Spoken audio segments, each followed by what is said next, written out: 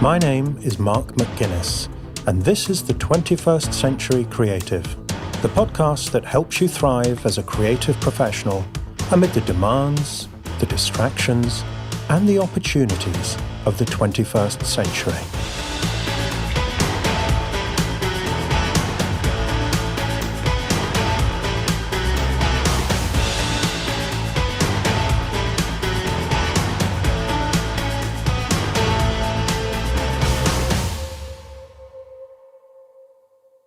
Welcome to episode 2 of the creative disruption season of the 21st Century Creative, where we are hearing stories from creatives around the world who came up with a creative response to the challenges of the pandemic.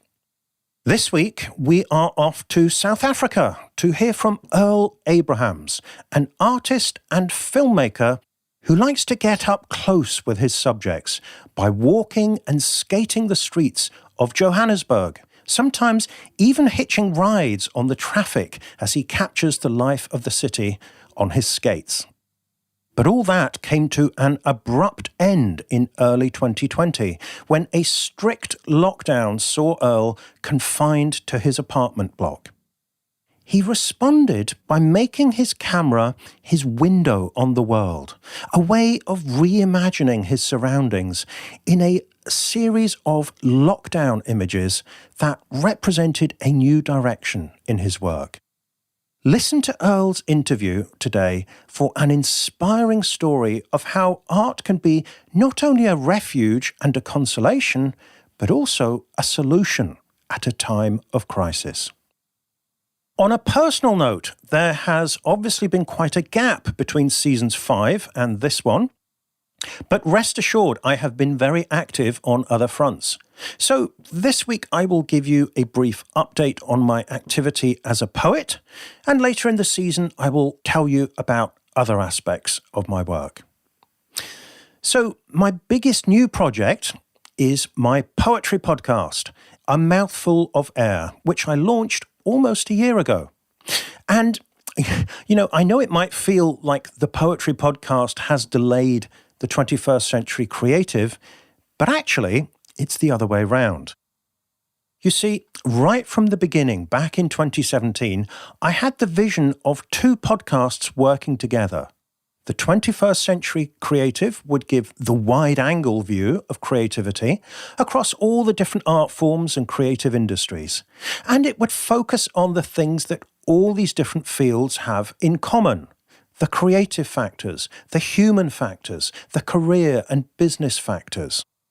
And then the poetry podcast would get very specific and focused about one art form, my own art form. And that would open up a different window onto the creative process. But one thing I hadn't reckoned on back in 2017 was how much work is involved in designing and launching and running and promoting a podcast. So it was several years before I got round to launching the poetry show. And I am very glad that I have both of them out there now. So if you'd like to check out A Mouthful of Air, then you will hear a different side to me. Half the episodes are interviews, but the other half are me reciting poems and enthusing about them.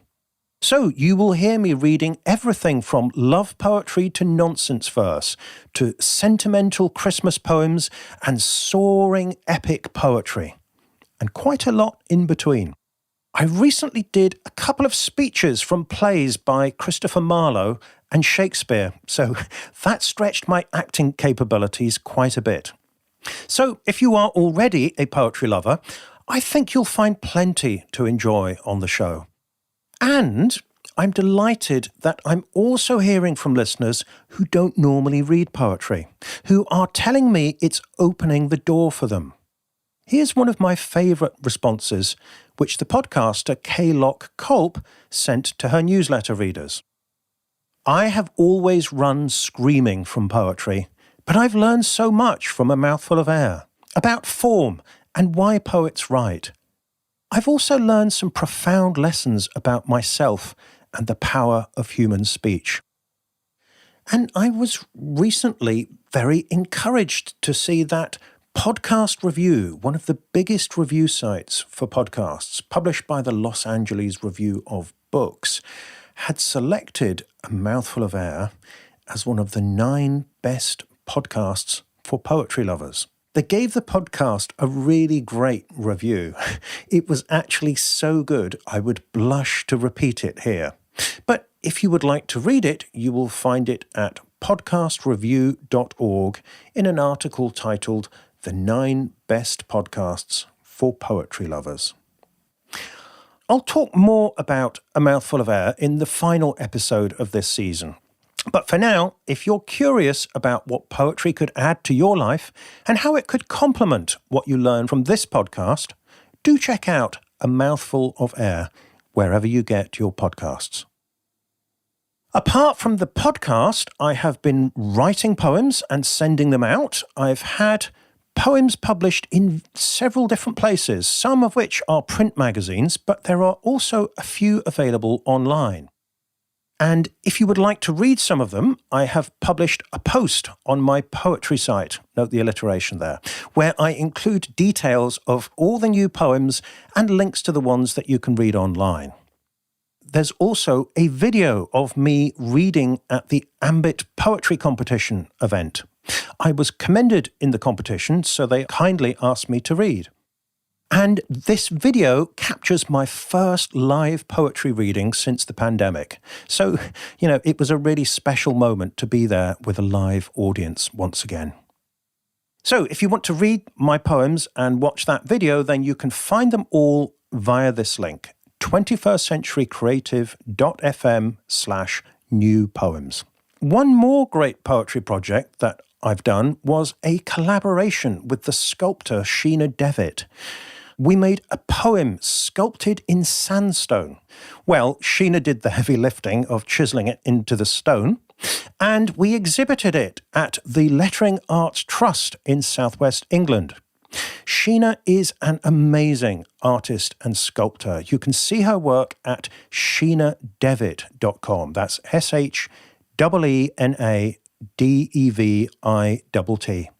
And if you'd like to see the piece we made together, go to 21stcenturycreative.fm/sculpture.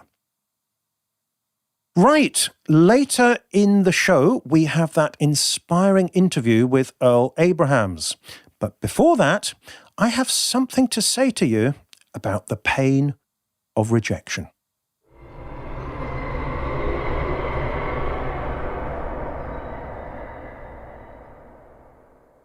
A lot of creative professions involve submitting work to gatekeepers of various kinds. Agents, editors, publishers, gallerists, funders, producers, studios, competition judges, and so on. Yes, the 21st century does give us plenty of options for creating things without gatekeepers. You can sell direct, build your own platform, run your own event, self-publish, or whatever. And we've covered a lot of them on this show. But that's not the game we're playing today. Today, we're assuming you've considered the alternatives and you've decided that here is an opportunity worth pursuing, worth submitting and waiting and hoping that whoever is on the receiving end will love your work enough to say yes. My own experience of this is submitting poems to magazines and competitions, because that's how the poetry world works here in the UK, and how I can reach the hardcore poetry readers. And rest assured, I've had my share of rejections. And just about every week, I talk to coaching clients who are wrestling with rejection. Often serial rejection. Because if an opportunity is really worth pursuing, there will be a lot of competition for it. Rejection is normal, even for highly talented creatives. But it doesn't necessarily feel that way when yet another no lands in your inbox. Firstly, there's that feeling like a punch to the gut. And on a bad day, the inner critic starts up, doing its best to make things worse. Of course they said no. What were you expecting? Why did you think you had a chance? How much longer are you going to keep banging your head against a brick wall? And so on, ad nauseum. From observing my own experience, as well as having worked with hundreds of creatives on this issue, I've noticed that a lot of these anxieties boil down to one deeply depressing thought. My work wasn't good enough. As if that's not bad enough, it's not long before a further thought occurs to you. And that means I'm not good enough. Ouch! So today I'd like to examine this assumption, because that's what it is. You are assuming that the reason your work was rejected was that it wasn't good enough. And it ain't necessarily so. This was brought home to me way back in 2005, when I had the chance to go through the looking glass and edit a major poetry magazine myself. I was on the editorial board of Magma Poetry, one of the foremost poetry magazines here in the UK, and which has a different editor for every issue. And when my turn came in the hot seat, I found myself on the receiving end of a torrent of email submissions and bulging postbags arriving at my front door. The first thing I noticed was how many there were, literally thousands of poems. And I had room for about 60 poems in the magazine. And immediately I felt better about all my own rejections, because I realised that with those odds, there was no shame in not being regularly plucked out of the pile of submissions. And over the next few months, as I worked through the poems, it gradually dawned on me that I was going to have too many good poems. In other words, there were more poems that were good enough in terms of writing quality than there was room for in the magazine. So what was I going to do about it?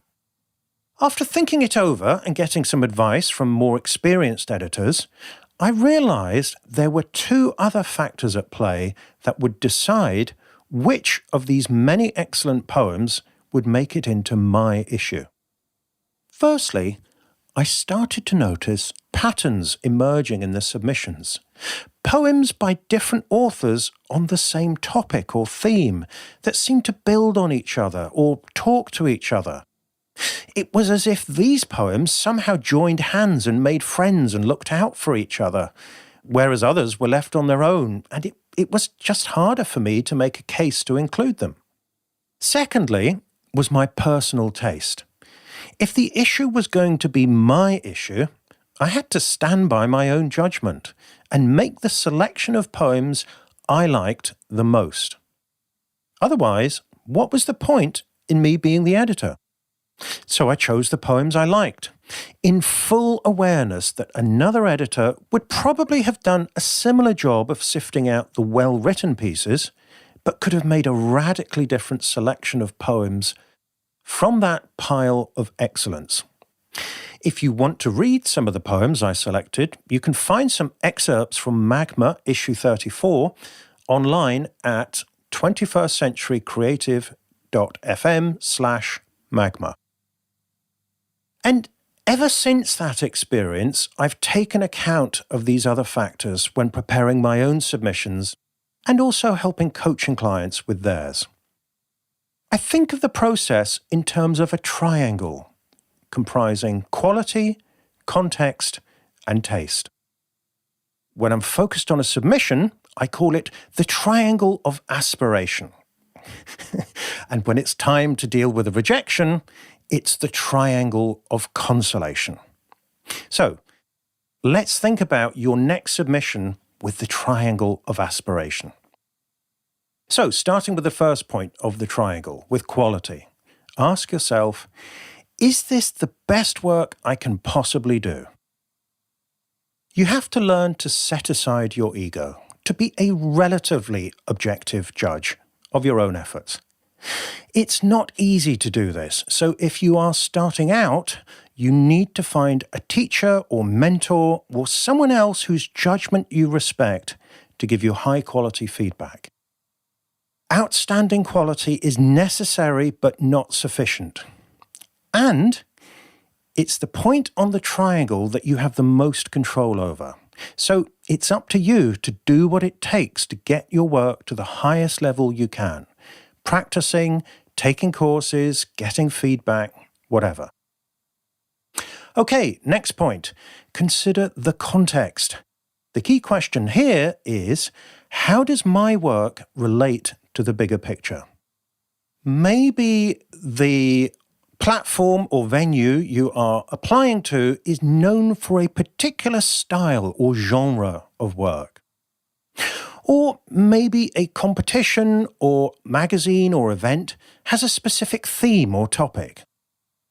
Sometimes the theme is optional, but even if that's the case, your chances of success go up significantly if your work is on theme. Because clearly, you are solving the gatekeeper's problem by giving them what they are looking for. Or maybe they're looking for work from a particular type of person, representing a specific type of lived experience in terms of cultural background, gender, sexuality, or something else. If you happen to belong to that group, then again, you can help the gatekeeper by sending in your work. Another thing you should be aware of is current hot topics and trends in your creative field. If you have work that aligns with one of these, then that could give you an edge in certain venues. And I want to be very, very clear about this. I am not saying you should write to market or create art that hops on the latest trends and fads. That is a slippery slope to compromise and selling out. I'm not talking about deciding what to create. That's a question for another day. I'm talking about deciding what to do with what you have already created. So in my case, for example, I write whatever poems come to me, and I am very grateful for what comes. I don't really have all that much control over it. But once I have a stack of poems ready to send out, at that point, I think carefully about where to send them, where they are most likely to be welcome. Final point on the triangle. It's worth considering the personal taste of the selector. Because regardless of quality and context, it really helps if they actually like your work. Now, taste is obviously subjective, it's idiosyncratic, it's unpredictable. So, on one level, there's nothing you can do about it. But what you can do is take into account what you know of the judge's taste when deciding where to send your work. Maybe you know their work already. You know they are known for a certain style of work or a certain theme, and that means, there's a chance that they like that stuff. They may like yours too. If you haven't heard of them before, take time to research their work and also look for interviews with them, because these can be very revealing about what they like and what they don't like. So that is the triangle of aspiration, or of consolation, if that's the kind of day it is. Quality, context, taste. And you need all three to get to a yes, not just the quality part.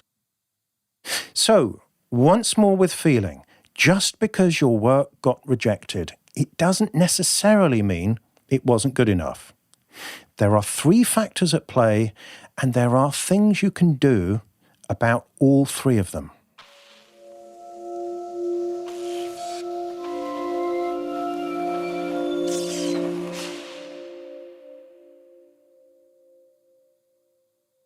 So now the podcast season is well underway, and work is also underway in the 21st Century Creative Members Group on Patreon.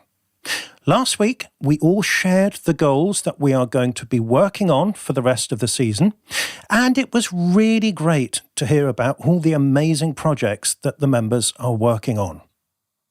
The thing I like most about the Patreon group is that It changes the 21st century creative from a broadcasting, podcasting medium to more of a conversation where I get to hear from you, the people who listen to the show and make it all worthwhile. And it's not too late to join us. You can still sign up and join the group and share your goal and commit to making it happen by the end of the season. And you'll get plenty of encouragement along the way from the other members of the group, as well as from me. I am also currently taking questions for the first Q&A session. So if you have a question you would like to ask me, then you can send it to me in the group and I'll respond in one of the Q&A videos. As I said last week, I want to keep the group as accessible as possible. So for this season, I am keeping the membership fee as a pay-what-you-want subscription. So there's a minimum contribution of just $1 per episode, or the equivalent in your currency. If you are in a position to contribute more and you would like to do that, that would be terrific. All the funding goes towards the production of the podcast. But I have deliberately set the bar low so that if you want to, you can join us. And there is also an option to contribute to the show without joining the group. I added this because a few people said that they wanted to help support the show, but the group's not really their thing, which is a lovely thing to do and very much appreciated. So, on the members page, you will also find an option to contribute to the production costs without joining the group. You can find out more about the 21st Century Creative Members Group at patreon.com/the21st Century Creative. That's patreon.com/the21st Century Creative. I'd love to see you there.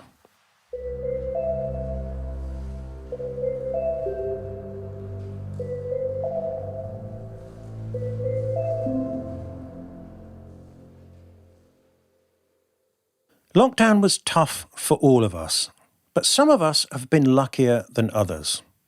If you were a writer or an artist or consultant used to working from home, you may have been able to keep working uninterrupted. But what if the essence of your work is interaction with other people, with the spaces and buildings, and even the traffic of a big, bustling city? That was the problem facing Earl Abrahams, an artist who photographs people and places in his home city of Johannesburg, South Africa. Earl is an artist working in lens-based media. His practice spans film and photography and investigates the intersections between race, identity, the state, and social mobility. He is an official Fujifilm X photographer and has showcased work in Paris through an exhibition titled Créateurs en Mouvement, which was arranged through the Swedish Institute in 2018. He also took part in an online group show titled Habitat At during lockdown in 2020 with BKHZ. He has also worked as a photographer and camera operator to create marketing campaigns for brands such as Fujifilm, SAB, KFC, Aldo, MTN, and Vodacom. Most of his photographs are taken in spaces whilst moving. He walks and skates the city streets and even hitches a ride on his skates from vehicles in fast-moving traffic. We have some videos of Earl skating through the city. You should definitely check them out in the show notes. It's quite an adrenaline rush to just watch the videos. Goodness knows what it feels like for Earl on those skates. And this way of working produces images with an incredible energy and vividness and authenticity. As well as his own photography, Earl is making a series of short films about other South African artists and their process, which you can see in the process section of his website, earl-abrahams.com. He also films news segments around the city and videos for corporate clients. So on a typical day, he's really out there and engaging with the people and the life of Johannesburg. And then suddenly, in early 2020, all that was taken away from him. There was a strict, heavily policed lockdown in Johannesburg, and he found himself confined to his apartment block and its parking lot.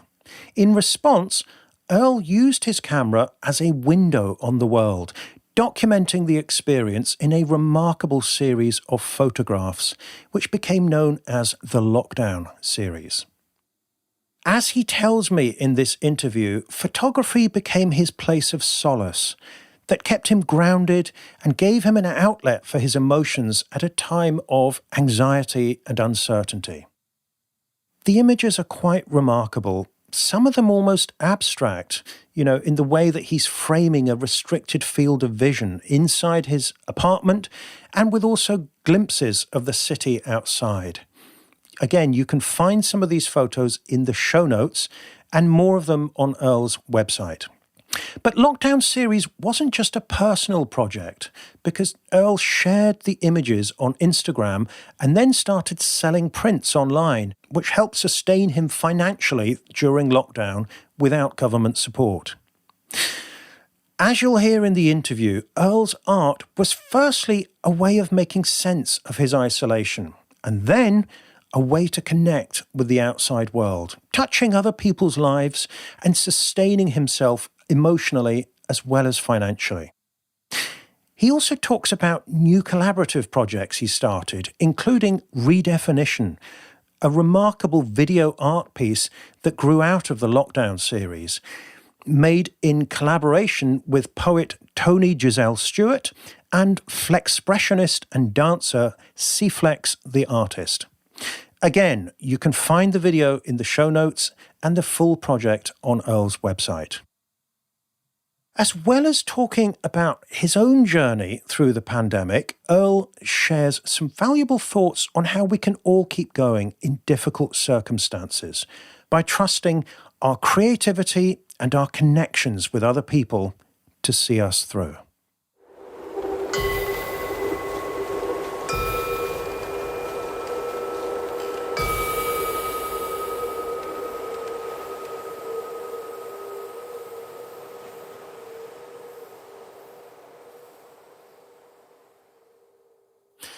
Earl, how did you get started on your creative path? So, I like to backtrack to childhood specifically, because I think that those are amazing connection points to help you understand where you find yourself within your creative path. So one was, I remember always drawing at home and being so excited to show my grandfather my drawings. And I feel that that form of expression kind of still finds its way in what I do today. That was one. And the second part was skating. Skating was such a big introduction to the creative world. So when I say skating, I mean inline skating. So a lot of people think it's skateboarding. I did the whole trick skating, ramp. They called it aggressive inline skating or aggressive skating. So I did the whole trick-based stuff, grinding, etc. I still do it.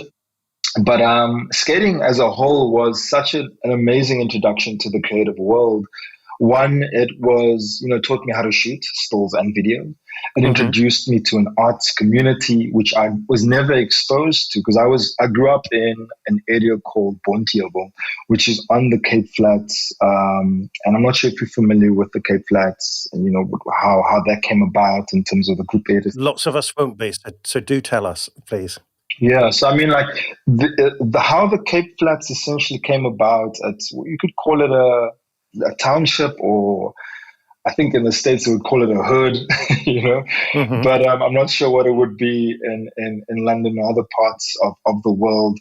But it was basically a community that was established through the Group Areas Act during the apartheid regime, where all people of color were designated to very specific areas. Right. sometimes I view it as concentration camps, Yeah. But it's a community that I spent most of my formative years in, that I am so grateful for, because it showed me so much of who I am and who I could be. So it's taught me so much about redefining space. And essentially skating became that part that introduced me to the creative world. So from skating, I did a short course in graphic design. I was always shooting during the time, because what my mother used to do is she used to get the work camera and borrow it to me over weekends, which she wasn't supposed to do. But that's kind of how I got into shooting, and then just connecting with other people that are in the creative art spaces. And that really opened me up to the world of creativity and discovering my own forms of creativity. And at what point did you start to think that this was something you would want to do professionally? Do you know that happened by accident? I spent, so besides doing my graphic design short course, I studied community development, and I spent quite an extensive time in the development space, program development, youth development, and on the ground, basically on the ground development programming that we did in different communities. And I came to a point, I think it was about 2015, 2016, where I was really just so exhausted of doing development in the way that I used to do it in that form.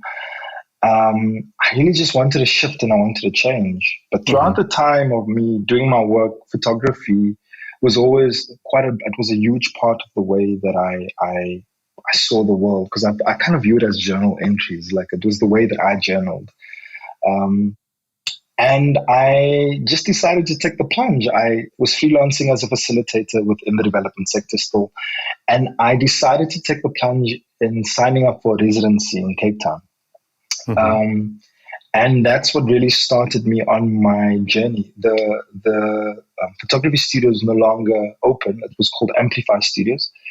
And I really owe a lot to them for allowing someone like me into a space that has no background in art, but kind of only has like street knowledge of the people that I've connected to, which I still feel is knowledge, because I think that sometimes knowledge can be boxed in. We have these different institutions that, how do I say, not vie, but have control over knowledge production and what knowledge is.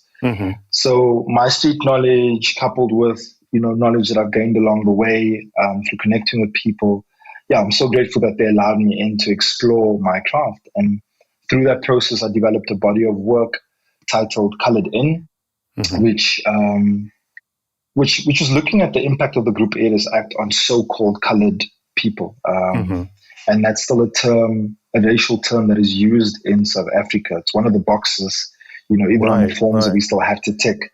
Okay. And I would be seen as colored in certain contexts, especially in Cape Town, more so in Cape Town than in Johannesburg, because I think Johannesburg is such a melting pot that you can't really define as like, who are you? Which box do you fit in?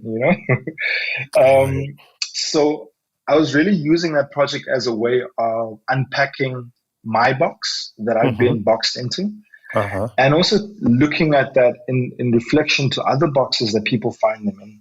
Because essentially these boxes have not been decided for by ourselves. We've been colored into these boxes. My question was, how do we color outside of the lines of these spaces and these worlds that have been created for us? And where did you get to with that through the photography? So I produced a body of work, had a show after my residency. It went fairly well. And that really got me. I think that gave me the confidence in order to say, hey, cool, I have an idea. I can do it if I just put it in motion, even though I don't have the plan fully laid out.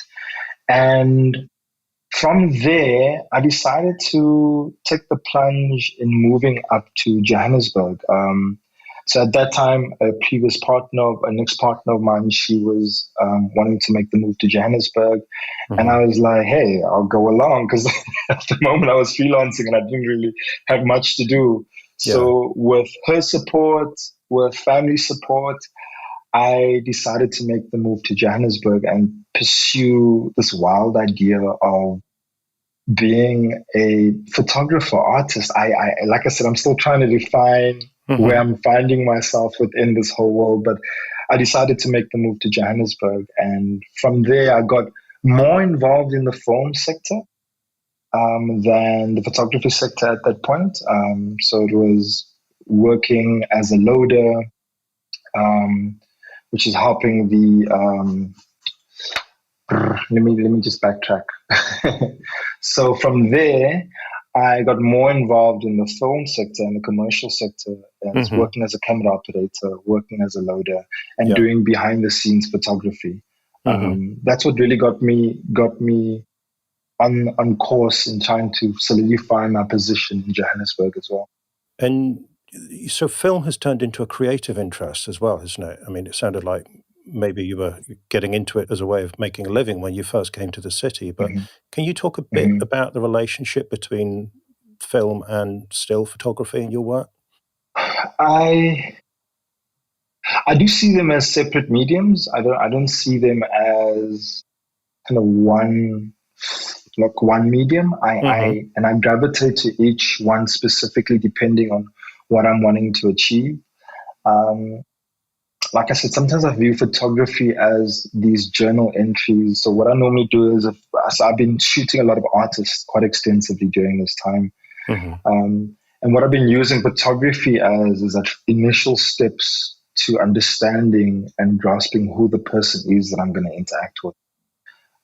So it's this kind of small steps before I actually document it through moving images.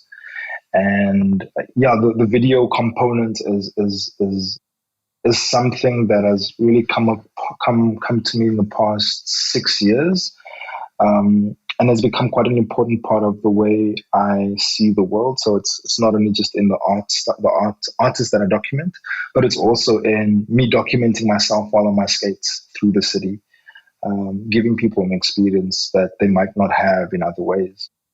Right. I think because I've seen some pretty amazing footage of you skating through the city. Can you talk a bit about that and how that is bound up with the work itself? And maybe we can put some video in the show notes if we have some. So, that just came about of me like wanting to explore Johannesburg as a city. So I know that a lot of people have a lot of ideas about what the city is, that it's not safe, that it's this, that it's that. But to me, I wanted to kind of challenge myself to experience the space in an unconventional way. So like I said, I journey through the city on my skates, filming myself, hanging onto taxis, interacting with people along the way.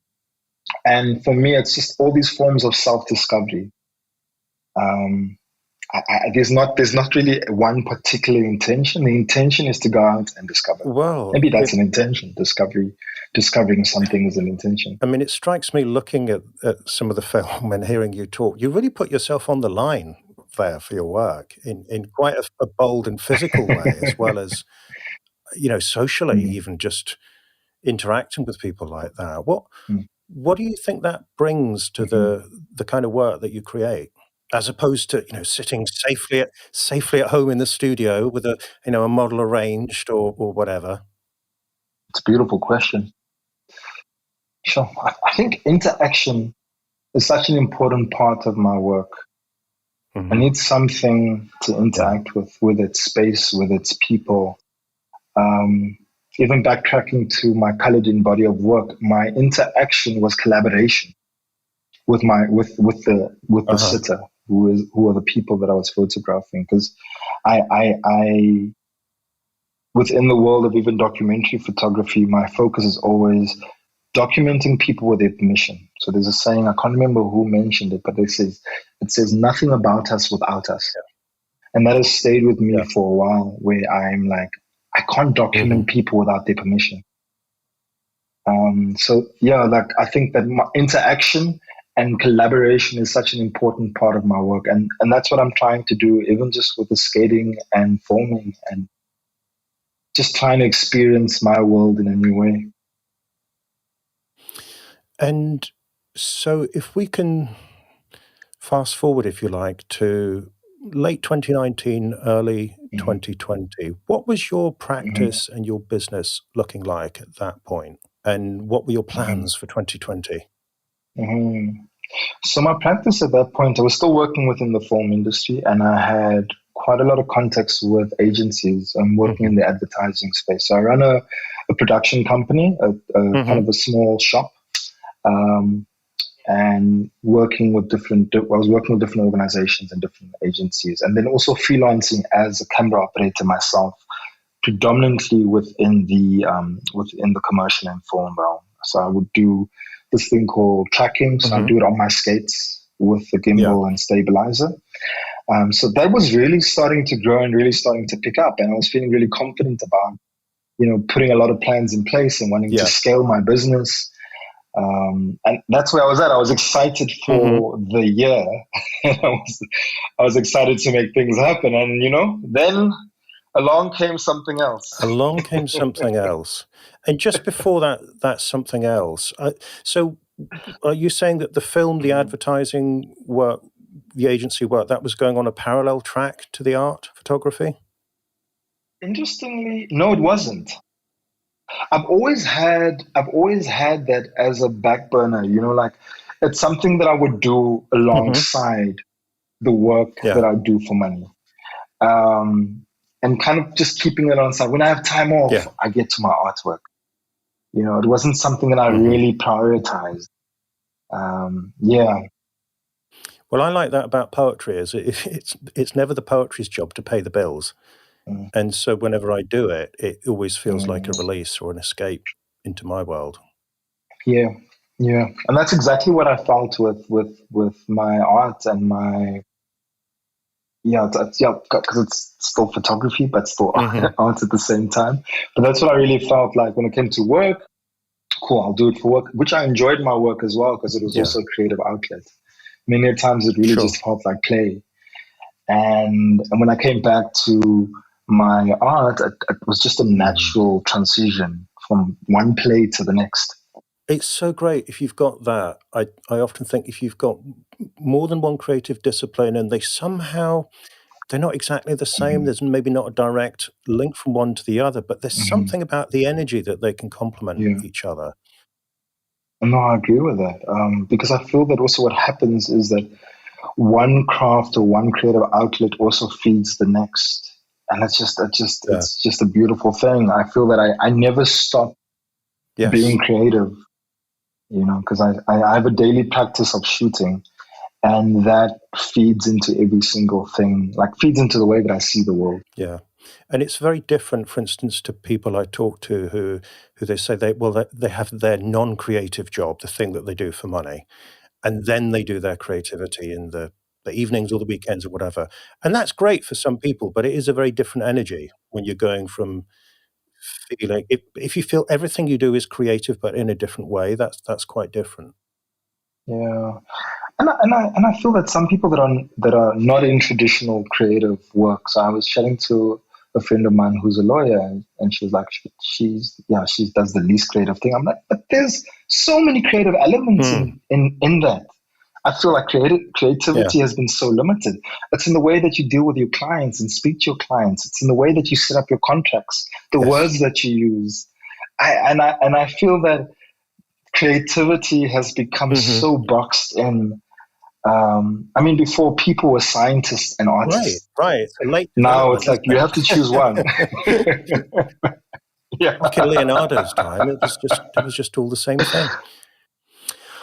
Okay, so there you were at the end of 2019, looking forward to 2020 with a really great balance, it sounds, between the different strands of your work. And then you say there's something else came along. I mean, how did you first become aware of that something else? I'm trying to... The way I became aware of it was obviously through the news that was rolling around through what was happening in China at the time, and at that time I was like, "There's no way it will make it its way anywhere else around the world." So that's the only place it's going to be. Thank goodness it's a long way away. You know what I mean? lo and behold, I think it was March. Can't remember the exact date. I know that I have it in a write-up that I did.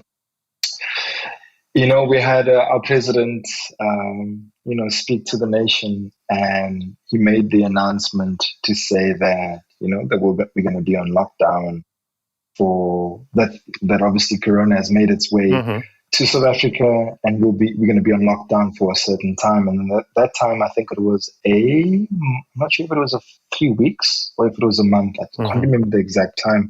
And I was pretty calm at that point, the very first point. Because I was like, okay, cool. It's a good break. It's a forced break, one that I need, and it's a bit awkward that it's happening in the beginning of the year. But I'm going to take this break and I'm going to do what I need to do. And it was only after the second announcement that I realized how serious this was, and how it began to not only just impact my work, but impact just the way I viewed myself, my psychology, impact my movement, But during the first 3 weeks, we were obviously like on lockdown because I was living in the city at that time in Joburg CBD. And it's interesting, like the city was heavily policed. So it felt like there were border controls, like when we wanted to exit certain spaces during certain time. I was living in an apartment block and it was heavily monitored. So you couldn't just get out if you wanted to get out. You needed to chat to security. So I would spend like the first 3 weeks of lockdown, I spent most of my time we had like these 4 levels of parking lots, and I spent my time basically running and exercising and skating in the parking lot. That's what I started doing the first 3 weeks. And then after the second announcement, that's when I started to realize how serious this really is. So what was the second announcement? What did they say? So the second announcement, again, details are failing me. We were going to be on another extended lockdown, right. With a lot more kind of serious protocols, etc. And that's when I realized that, one, I couldn't work. I literally couldn't work. Yeah. So all the plans that I had made literally went down the drain. And let me actually go back before the lockdown was actually announced. Because we had the president was going to obviously speak. I had a conversation with my family in Cape Town, and they were like, "Hey, do you want to come home?" Before they shut things down completely. And I was like, "No." I was toying around with it but I didn't know what I was going to do back home because all my connections was in Joburg. So if anything was to happen or anything was to open up, Joburg would be it. Decided to bite the bullet and decided to stay. Let me just see, where am I now? I realized that I couldn't work. There was nothing else that I could do. And I felt like I was going slightly insane and having a little bit of a mini breakdown during that time. And what I decided to do was to put in a serious routine. So after that second announcement, I felt like I was losing it a bit because, one, my livelihood was dependent on things being open. I couldn't shoot, couldn't work, couldn't do any of these things. And what I then decided to do was to really just put in like a crazy routine, a daily practice. So I would get up at 6 a.m. and start journaling and start reading. From there, I would work out. And I think I had it was a book, Robin Sharma book, The 5 a.m. Club, that I actually started reading during that time. So I was in. I was like, this is what I'm going to do. Right. Lockdown or no lockdown, I'm going in. And I decided to just go head in. And then on top of that, I decided to build in a daily practice of shooting. So this came from, I think, 2017. I really started shooting every single day. So whether it's one image a day, or even if I'm sick and I'm in my bed, I'd grab a shot of the light coming through the window. Really? So I really just made this, yeah. That's hardcore. No sick days. So I really just, no shit. I mean, like, I had off days, but I really had off days. Like, even with me now, I have my camera with me while doing this interview. I'm like, I needed to make it a habit and a way of being able to express myself. Because what I found was that sometimes I found that journaling through words was something that didn't fit for me during times. And photography and the art of making pictures really just became a way for me to see my space in a different way. So I would document my space within my apartment. And then, like I said, luckily I was able to go outside, not outside, but like within the parking lot. So I started documenting the parking lot, documenting things over the wall, people that are cruising in the streets. They were kind of not allowed to be there, but we have a big homeless population. So I made sure to document people in spaces, but moving through shadows and moving through spaces. And that made me ask very particular questions about who's in the shadow. Like, so there were just certain things, who's in the shadows that exist within our public.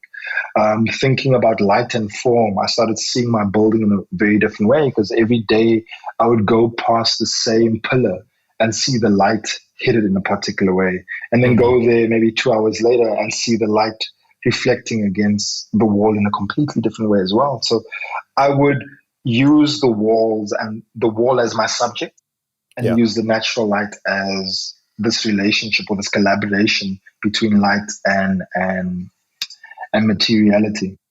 Wow. Okay, so there's a couple of things I want to pick up on here. One is the value of the routine.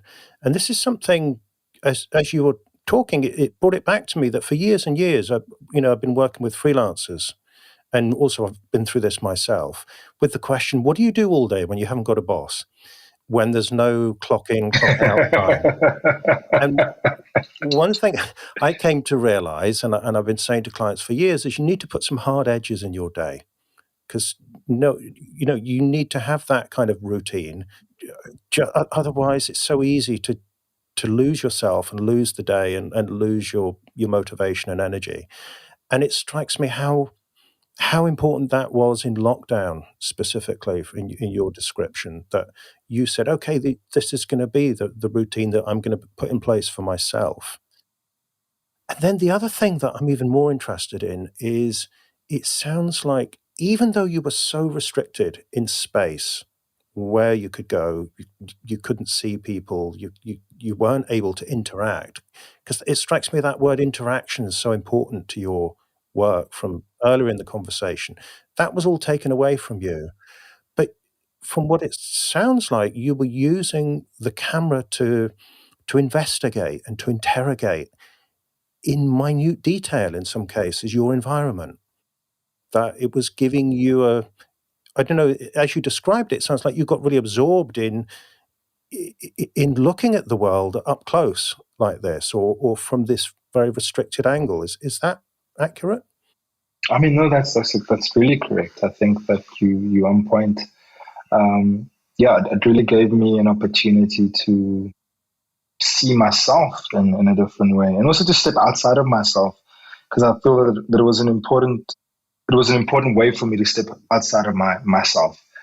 Because if all I'm going to be doing all day is just thinking about the situation that I'm in and how things are not working, and mind you, I wasn't making any money during that time, so it was a really tough it was a tough time where I had to ask for help, in order to just make it through. So I'm grateful that I could touch base with family and say, hey, I'm struggling.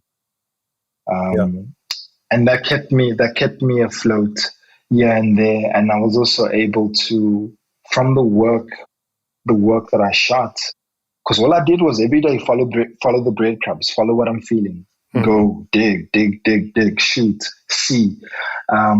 And I used that work, and I actually started to make a bit of money online, selling it through Instagram. Oh, really?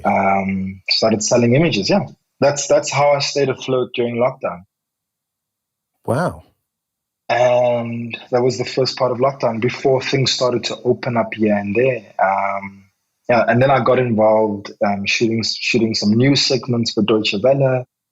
Oh, Deutsche Welle is a news agency, German-based news agency, and they have a um, how would I call it? Like I think field reporters or reporters based Hmm. all around the world. Yeah.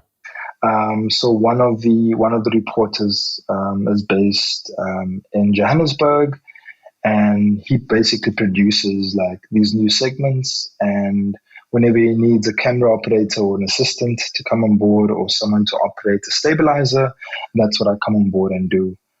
So that's what I've been doing quite often for them.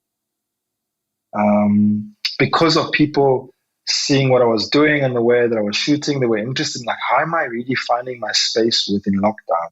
Hmm. You know, what am I doing different that other people are not doing?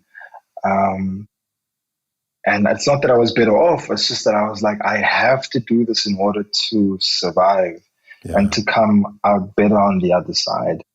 Um, and I was just pushing because I think life teaches you that sometimes you don't know what lies ahead, but all you got to do is just follow the process. So that lockdown series that I shot is also helping me to stay focused in this part of my life right now in terms of following the process. And again, it sounds like that this was something that you reached for kind of instinctively as an artist, almost like, to keep yourself together during this process. But there was also a component where you were sharing it, putting the images out, maybe helping other people make sense of their situation, and you were even able to sell them and create new opportunities for your freelance work through that. So it really worked on both sides of that equation. 100%. And for me, another thing that also stood out was the community, you know, Mhm. it made me realize how important community is. Like I had friends that I could connect with every morning, every afternoon, every evening. Mhm. Having a space to share. When we're doing suppers, we're doing video calls, Yeah. and doing suppers together. Mm. I was so appreciative for technology and what it offered me. And it also just showed me and taught me how I can make new friends online organically, and with intention and also with integrity. So I community was also such a big foundation that really kept me through, because I don't know if I would have been able to carry on for that long Yeah, without my community. sure. So can you say something about how you were able to make, because you said you made friends organically and with intention and integrity, and I think even in normal times, people find this a bit of a struggle online. What how did you do that? Mhm. I guess that you can connect with people that share. So I would Mhm. connect with people that would share online. So I would connect with their work first, Mhm. and also kind of follow the hashtags, follow the breadcrumbs, and see what Uh-huh. people are putting out there, and use that as a point of like touching base and saying, hey, I really appreciate your work. You know, um, is it possible that we can stay in touch? That's Mhm. one aspect. And I really love music. So what I've started doing is that connecting with people that are into music as well. Mhm. And then it would be this organic way of sharing on a daily basis or sharing every week. And what I've noticed is that has created really strong friendships, because music is so transcendent. It speaks different languages. It's not only grounded or rooted in one way of communication. So yeah, I feel that that's the way I've been. I'm not sure if it answers the question, but that's the way that I've been connecting. And maybe it's connecting through culture, because there's always something Yeah. that needs to connect you to the person. So Mm. if I know that someone listens to a particular kind of music, you can really tell something about who they are and the Yeah. layers that exist. Because in order for someone to discover this kind of sound or this kind of style of Yeah. photography, it's Yeah. weird. Like I shoot a lot of like weird abstract images, And then there was a guy in the Netherlands. I can't remember his name now, but I have him on Instagram. I touched base with him because I started looking for abstract photographers, you know, and it was these connections that I started seeing within myself first, connecting the dots with myself, and started seeing outside in the world, and started seeing like, hey, these are people that, you know, I could potentially be aligned to, and that I could potentially connect with. So how has all of this developed since that initial period of lockdown? And also just to maybe put us in the picture, how did the lockdown pattern evolve in South Africa? So as lockdown kind of went on and took its course, you know, things were not completely open yet. I started working because of the work that I've been pushing online, and some of the news work that I've done before for Deutsche Welle, DW. There was a friend that I recall that commented on one of my images, and then we immediately just touched base, and it was like, hey, what are you doing? Are you available maybe to do a segment on maybe your lockdown experience? And that's what kind of led me into the news space again. So basically, he interviewed me on my experience of lockdown, the work that I was shooting, and all of these other things that I was doing, and what I was doing to stay afloat and to cope with everything.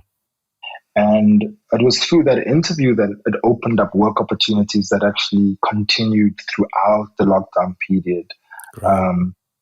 Until the end of last year, that really helped me to stay afloat. And I realized that, community is such an important thing. And the online community was such an important space to be a part of in order to show people what you're getting up to show people your work. And as things progressed, the lockdown started kind of calming down a little bit more. So things became slightly open, but there wasn't a lot of productions happening at that point. But I was still, so then I started getting into doing like a lot of COVID-y content. So going into corporate, shooting kind of COVID corporate videos as a means of communication tools to the employees.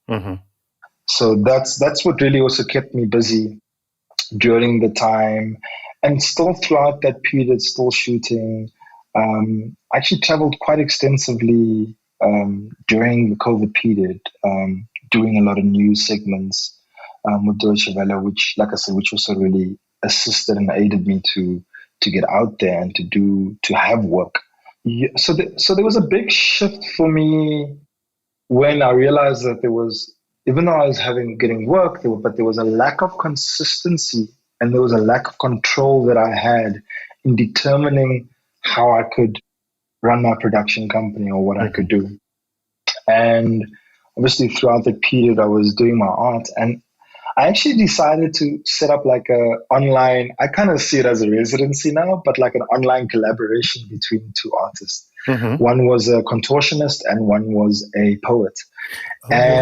What I had them do, was respond to 3 of my images. So I actually didn't mention this. So a part of some of the lockdown work was I took part in an online exhibition with a gallery in Johannesburg called BKHZ Gallery.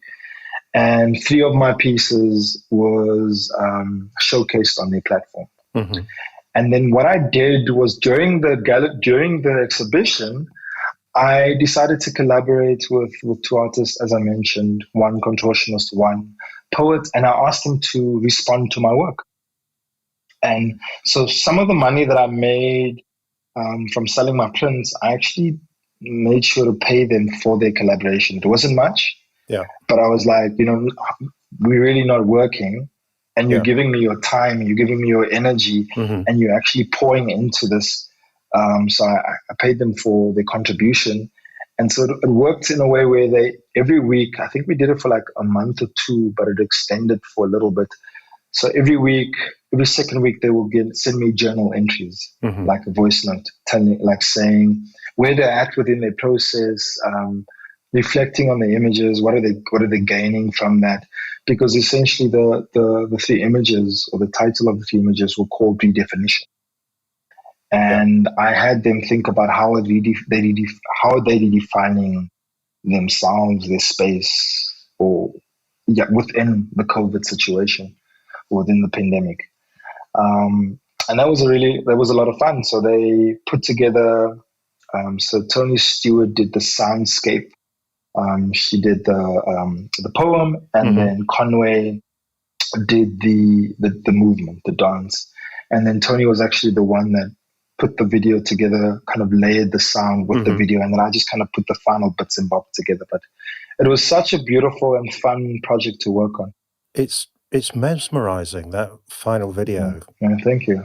So obviously I will link to it. It's called Redefinition, right? And I'll make sure we have a link in the show notes so folks can go and watch it. So basically you've got spoken word poetry over footage of this, is it Conway, the contortionist?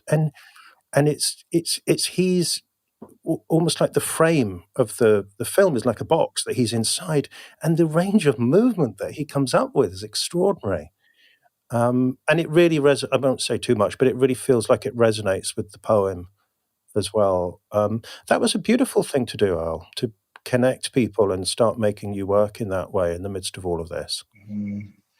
It really was. It felt that I got so much from that. And let me actually, so Conway's, his artist name is Flexpression. So I hope he doesn't mind me calling him Conway. Flexpression. Yeah. So sorry, Conway, if I offended you in any way. But working with him it was such a joy, challenge. It was really a relationship, because as they were looking at the work and as they were needed to kind of respond with work, there's a tension that takes place, especially the time that we're in, like we having to produce during a pandemic and stay productive and do all these things. It's hard. Yeah. You know, it wasn't the easiest thing, but I commend them for pushing through. I commend them for showing up the way they did. And I, because I know that project is something that I'm thinking about now this year in terms of the work, the way that I want to work. So I owe a lot to that period and what they gifted me with, to also realize that my work has value. Yeah. You know, I can say that to myself and say that for myself, but without the viewer and the interaction with the viewer, there's a disconnect. Yeah. You know? Yeah. And so I need, once again, that interaction is so important. So looking back on this whole period, one of the themes of this season is I really hope that, given what we've all been through, that we all come out of it with more choices and possibilities than we had before. What would you say you have learned from the whole process, and particularly anything that you say, well, I'm going to carry that forward in my future work? I think that, one, follow the breadcrumbs. That's just kind of stays in my head. That's like this pigeon that's, bobbing the head down, just picking at it, but still having enough headway to kind of look around. But like following the breadcrumbs has been such an important thing for me. Because now what's happened, I started my honors in fine arts this year, and there's so much that has shifted, and that actually came through a conversation that I had with a friend of mine in 2020, who I also met online. Met offline first, and then we reconnected online. And I think he was the one that brought up, he liked my work, and we were chatting, and I think I spoke to him in 2018 about wanting to study, and he kind of just started reminding me, I was like, hey, have you thought about getting back into your studies again? And I was like, yeah, but I don't know how am I going to afford it? All of these excuses. So lockdown essentially gave me that opportunity to really reflect on what is really important to me. And 2021 was when we picked up the conversation again. And it was like, yo, it's now or never. And because I had that process of following the breadcrumbs and not really knowing what lies ahead, I decided to take the plunge to apply, send in my work, and I got accepted to study this year. So I'm again in a space where I'm I'm in deep waters, Mm-hmm. but what I know is that I need to follow the breadcrumbs and I need to Right. follow that process.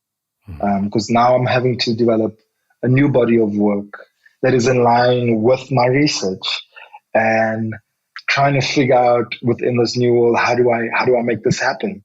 But I go back to that same thing: follow the breadcrumbs, follow the process. So I've learned to stay committed to that. When I find my back against the wall. There's real trust in that, isn't there? You know that Yeah, yeah. Because mm, it's going to lead to something bigger, even if you can't see it. that's the thing. I think sometimes it leads to clarity as well. And I think that's the most important thing, like clarity about what I'm trying to do, what is my intention. And I've seen it in every single stage. Like I've seen it with my body of work that I created when I was doing my residency with Amplify Studios. I didn't know what the work would look like, Mm-hmm. but I knew that I needed to trust the process, and it's not easy. Trusting the process is not an easy thing, and I know it's easy for me to say, but even till today, I'm struggling with that idea. But I go to studio almost every day, and I'm like, cool. I need to work on this idea Mm-hmm. and start to develop it further, and trusting that will connect to something else in future. Well, I think the breadcrumbs have done a pretty good job. Well, you've done a pretty good job of following them through. This has been an amazing story, Uh-huh. Earl. Thank you so much. Thank you. No, I appreciate you. Thank you so much, Mark. So I think this would be a great moment, Earl, for you to share your creative challenge for our listener. So if you're listening to this and if you're new to the show, then this is the point where I ask my guest to set you, dear listener, a creative challenge. And the challenge is something that you can do or get started on within 7 days of listening to this conversation. It's going to be on the theme of the interview, and it's designed to stretch you creatively, maybe professionally, and very likely also as a person. So, Earl, what is your creative challenge? I think it's linked. It might not be one challenge. It kind of might be linked together. Mm-hmm. The first thing is to not put too much pressure on yourself surrounding the idea or your craft that you're working on. That's the Mm-hmm. first thing. So, and maybe this is surrounding the idea of play. So Yeah.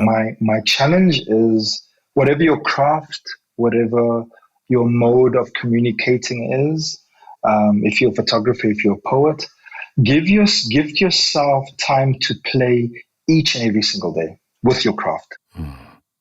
Go to that space with no pressure on yourself, or try to not put pressure or apply pressure on yourself, Yeah.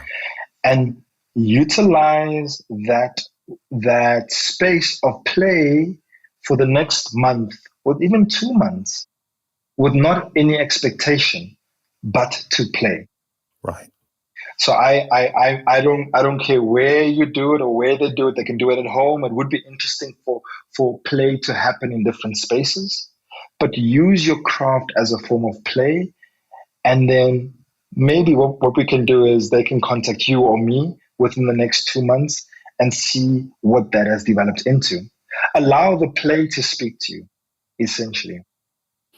That would be lovely. I tell you what, the comments are always open on the show notes after this interview for at least 30 days. Sometimes it closes down because of spam. But if you're listening to this and within 30 days, then you would like to leave a comment to tell us or show us what you've been up to, that would be a lovely thing to do. And I'm also thinking that the play doesn't have to be, don't put a time limit to it. Mm-hmm. Whether it's 2 minutes of play because that's all you have time for because your kids are waking up. Yeah.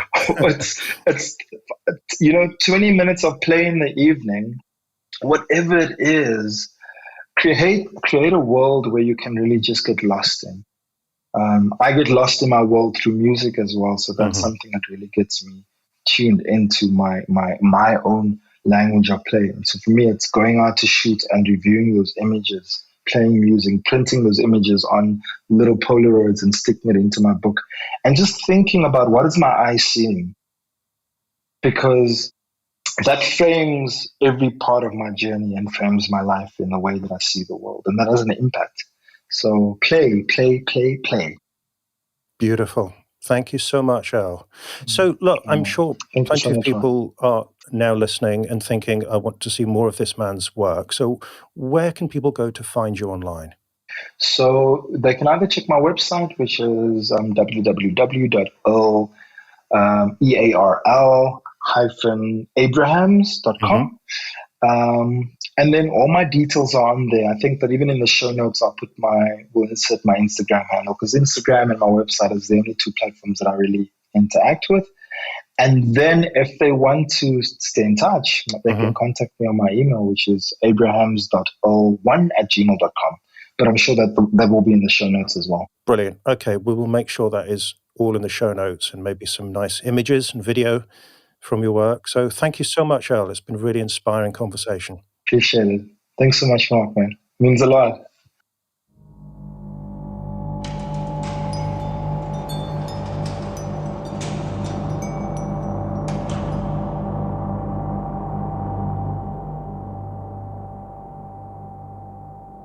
You have been listening to the 21st Century Creative, hosted by Mark McGuinness. You can find the notes for today's episode with more about my guest, as well as all the backlist episodes at 21stcenturycreative.fm. If you enjoyed the show, then I hope you will subscribe in Apple Podcasts or wherever you listen, and take a few seconds to swipe and leave a rating for the show. If you would like to take the 21st Century Creative Foundation course to help you carve out an original creative career, you can sign up and get the whole course for free at 21stcenturycreative.fm/free course. And if you are an experienced creative and you're curious about getting my help as a private coaching client, then the first step is to go to 21stcenturycreative.fm/coaching questions and answer the questions on that page. Thank you for listening. I hope you'll join me again soon.